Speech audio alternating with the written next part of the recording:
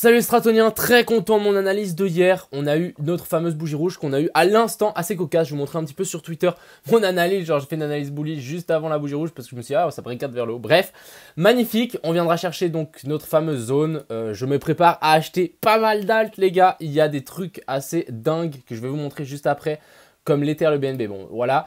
Mais là, voilà, là, il y a des trucs genre le XTZ, le Litecoin, le EOS, on a encore quoi, le CRV. Ethereum classique, bref, des belles alts avec des belles performances à venir, je pense. On ira voir la map de liquidité, ça n'a pas changé. On va aller voir un petit peu les ordres sur FTX, l'open interest, les funding et puis une petite analyse sur Twitter. Rien de bien compliqué, mais en tout cas très content de vous avoir partagé l'analyse de hier, de vous dire qu'il faut faire attention et que on va sans doute avoir ici ce pullback avant de repartir vers le nord. On ira voir pourquoi aujourd'hui et quelles sont ces fameuses zones d'achat dont je vais faire attention pour rentrer et pour mettre de l'argent au maximum. Sur ce, je vous souhaite une excellente vidéo. N'hésitez pas à mettre un like si vous aimez ce genre de contenu. Et puis, on est tout de suite parti. Crypto, million. Crypto, million. Donc on est tout de suite parti sur ce Bitcoin ici qui nous fait cette belle bougie rouge tant attendue. Pourquoi je pensais qu'on allait lancer cette bougie rouge? Parce qu'en fait on a des liquidités à venir chercher. Comme on a vu hier, elle se trouve vers la zone des 42 000, entre 42 200 et 42 600 qui correspondent à mon rectangle ici. Mon rectangle gris, je peux même l'élargir comme ça.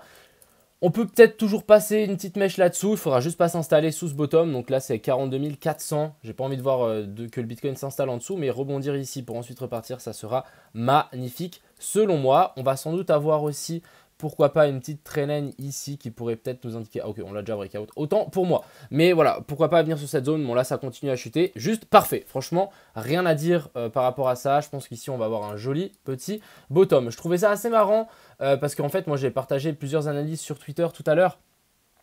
J'avais mis ça. Donc voilà, mon scénario, j'attendais vraiment cette petite descente ici. On a eu l'espèce de fake out vers le nord. Au moment où on a eu le fake out, je me suis fait avoir comme un débutant. Je me suis dit, ah vas-y, on peut monter à 45 600. Je me suis dit, allez, ça peut le faire. Finalement, pas du tout. On s'est fait rejeter directement droit derrière. Et du coup, on a eu cette fameuse bougie. Donc personnellement, je me prépare à acheter. Ça sera soit aujourd'hui, soit ce soir, soit demain. D'ailleurs, en live, on va sans doute le faire aussi sur pas mal d'alt. Et en fait, je m'attends à un retour par là autour pour ensuite repartir vers le nord. Et ensuite, on aura notre fameux short squeeze. Donc, on le voit ici, notre fameux short squeeze. On a les funding qui sont en négatif et l'open interest qui n'a pas bougé, même avec ce dump. Donc, je vous dis que là, il y a des shorts au-dessus. Il y a vraiment des shorts au-dessus. Et même, il y aura énormément de shorts à venir chercher dans toute cette zone-là. Donc, entre la zone 47 000 et 49 000, là, ça va être un carnage. Je me dis, on peut largement avoir une bougie qui explose tout d'un coup. Mais cassons la zone déjà des 45 600, ça sera déjà incroyable. Et pour les ordres sur FTX, donc là, on a 2-3 petits ordres qui sont en train de protéger, mais rien de bien incroyable. Sur les futurs, rien non plus. On a un petit peu plus bas vers la zone des 42 500 qui sont ma target, ma zone. Donc je pense qu'on va essayer de targeter un petit peu plus bas quand même pour essayer de choper vraiment le dip.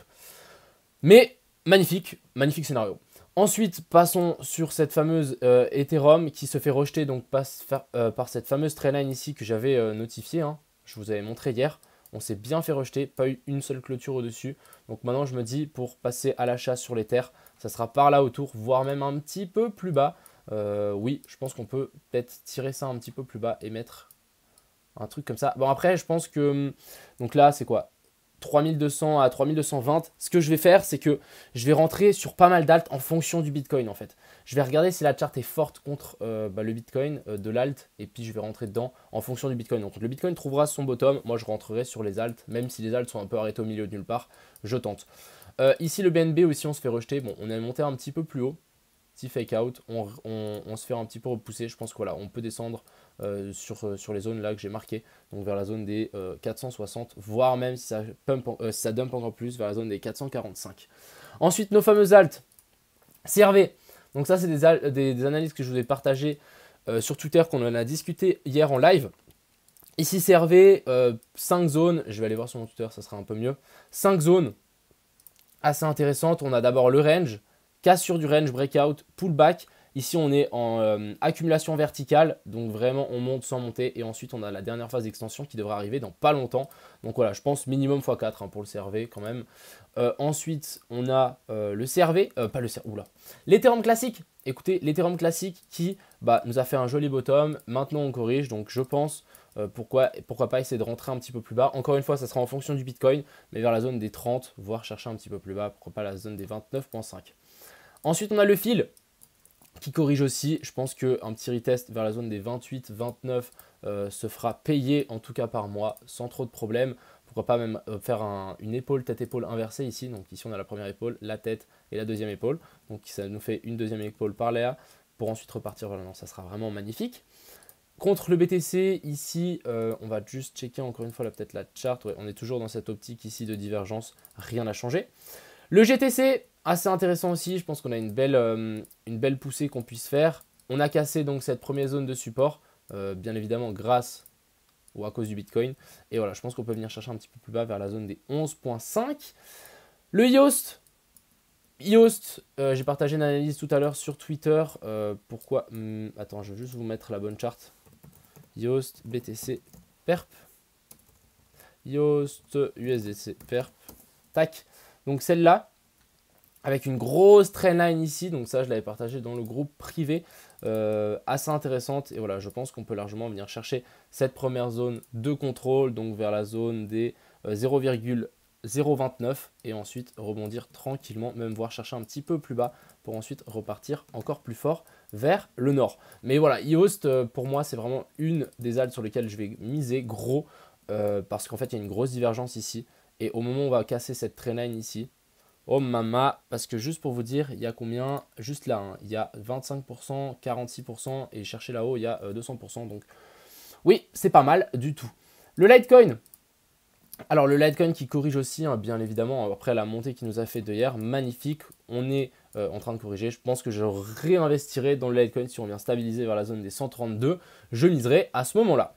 Donc, et contre le Bitcoin, on est passé en dessous, non, on est passé au-dessus de cette trendline pour ensuite ici faire un petit retest. Si je l'aligne un petit peu, en train de faire un retest pour ensuite repartir vers le nord, donc c'est parfait. Le Luna, on était en train de breakout ici vers le nord, c'est en train de se faire rejeter. Donc est-ce qu'on va réintégrer pour venir en fait confirmer ce W ici pour ensuite mieux repartir? À voir. Mais en tout cas, ce petit Luna me paraît plutôt bullish contre ce fameux Bitcoin. Ici, on voit qu'on est plutôt pas mal, on est assez haut. J'ai quand même envie de tirer un petit Fibo pour voir si on n'est pas sur la zone 0,108. Ok, on est sur la zone des 0,786. Donc méfiance quand même, on est dans la zone de rechargement de short. Le RLC, merci lui d'ailleurs de me l'avoir rappelé parce que j'ai complètement oublié cette magnifique charte. Grosse trendline ici sur lequel on a rebondi 2 fois en formant un potentiel W. Ce que j'ai pas envie de voir ici, c'est un petit bear flag pour ensuite breakout vers le bas, ça sera vraiment pas incroyable. Mais sinon, on aura quelque chose de super intéressant si on a breakout de la trendline là. Voilà, moi j'attends vraiment une cassure de cette trendline là et ensuite j'essaierai de miser gros. Mais pour le moment, patience sur cette alt parce qu'on peut très bien encore une fois faire soit une déviation ou soit vraiment tirer une grosse bougie rouge en dessous. XTZ, monstrueux, juste j'ai rien à dire, monstrueux, j'ai partagé aussi sur mon Twitter. Alors, pourquoi j'ai partagé cette charte sur mon Twitter? Parce qu'en fait, elle est monstrueuse. On a cette espèce de... ça, c'est super connu comme pattern. Ici, on le voit bien. Donc, c'est un cône d'élargissement avec, on peut compter 7 vagues dedans pour ensuite, après 8, 9, 10 explosions de ça. Et le XTZ, j'ai l'impression qu'on est en train de faire exactement ça. Donc, ici, on a notre 1, 2, 3, 4, 5, 6, 7.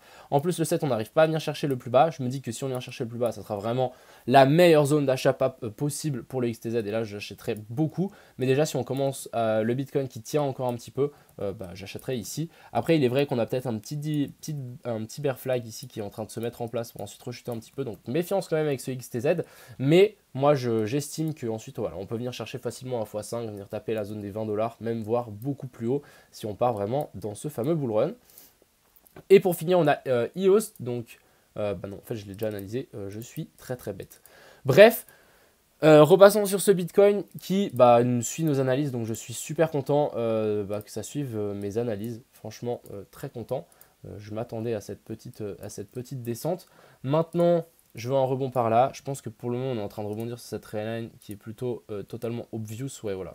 On est en train de rebondir là-dessus, donc je me dis, largement, on peut peut-être rechuter encore un petit peu pour ensuite repartir. Ça sera vraiment pas de refus.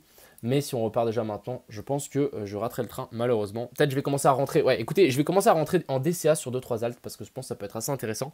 Mais moi, je m'attends vraiment à un dip par ici pour ensuite vraiment exploser. Et je pense que quand ça repartira très fort pour venir en fait chercher ce fameux short squeeze qu'on voit ici commencer à se mettre en place sur l'Open Interest et ces fameux funding. Quand je dis un short squeeze, hein, c'est vraiment une grosse mèche qui monte, je sais pas moi, 50 000, 55 000 d'un coup et que ça va surprendre tout le monde. Donc préparez-vous par rapport à ça.